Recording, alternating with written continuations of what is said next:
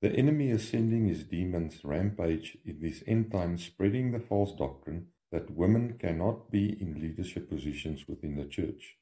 Satan is a liar and is deceiving many of God's people in trying to get them to not listen to women preachers in order to prevent the gospel to go where it should go through women's voices in these very crucial end times. Satan is trying to limit God's end time work in coming against women in ministry.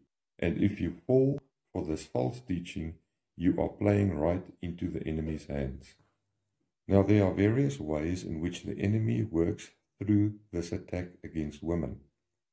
Sometimes it is a generational spirit of slavery and subjection of women in that person's bloodline, and other times it is because that person is subjected under a territorial spirit of slavery and subjection of women.